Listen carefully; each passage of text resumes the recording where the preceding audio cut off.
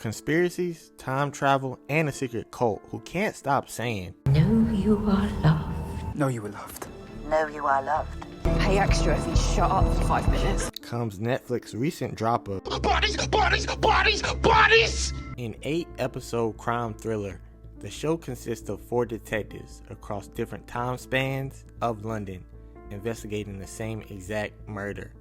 I'll explain the ending to the season and give theories on why Detective Maplewood never made it back to 2053 and why she appears in Sahara's timeline. For all Netflix content, subscribe to the channel. Bodies, Ending Explained. This video contains spoilers. Binge wisely. With the investigation into a mysterious murder involving 4 police detectives, Sahara Hassan, Charles Whiteman, Alfred Hillingshed, and Iris Maplewood, we finally know the identity of the deceased who has appeared across different time periods. But to find out what led to Gabriel Defoe's demise, we must go back to the very beginning. Or Back to the future! 2053. Detective Maplewood finds Defoe alive, unlike the others, but it's Gabriel Defoe from the future.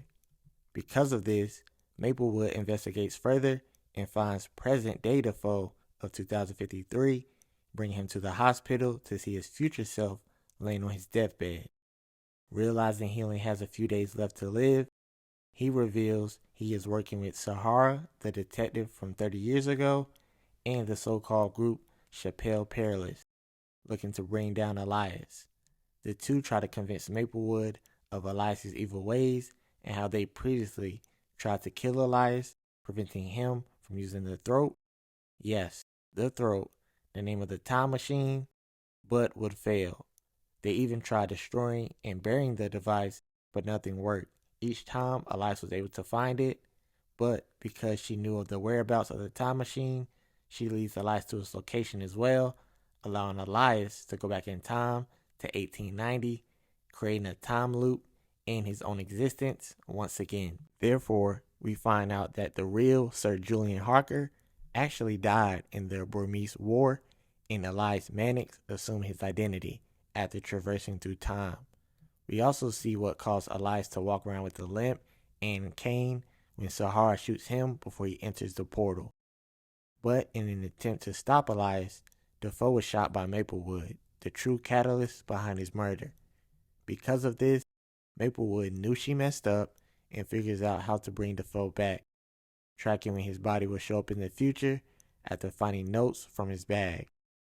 With help from her brother, they use some sort of helmet to prevent him from dying when he appears, nourishing him back to health, before she heads to the past to stop Elias, but in the process loses the device in her back that allows her to walk.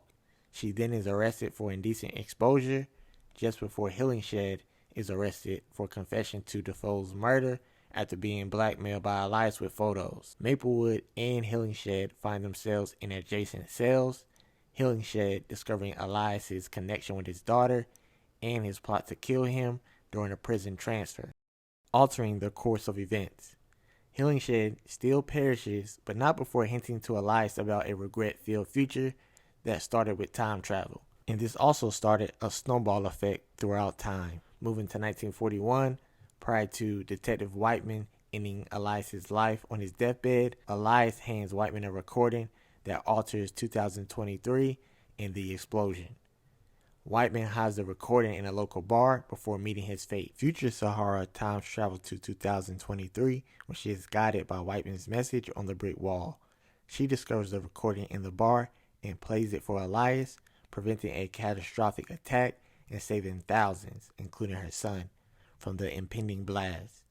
This results in a timeline reset, erasing Elias's existence and resetting the life of the detectives prior to the discovery of Defoe's body. However, when Sahara takes a cab, Uber, or Lyft, who knows these days, after the timeline was reset, we find Iris Maplewood as the driver. We hear Iris speak Sahara's name as well while in the car. Like Elias and Defoe, when she first enters the throat, it is in 2053. So she could be in 4 different time periods: 1890, 1941, 2023, and 2053, creating her own loop similar to Elias. We then see the Kyle logo appear upon the building, which could symbolize that the company still exists even though Elias has been wiped from existence. In episode 6, before entering the portal, Elias tells Maplewood that he leaves the future, their world, in her hands. I believe Maplewood may now be in control of Kyle, and maybe it was Elias's backup plan if anything happened to him. The throat markings are evident when traveling through time, a symbol so to speak, which is also displayed in the throat itself, and even on the brick wall Alfred Hillingshed engraved his name in, but we don't see the marking on Maplewood's wrist in this clip here. So, could she originally be from 2023 and travel to the future later on at some point? Let me know down in the comments what you think. Is Maplewood in multiple time periods? And do you see bodies returning for season 2? Also, let me know what you would call this device other than the throat. Till next time. No, you are loved.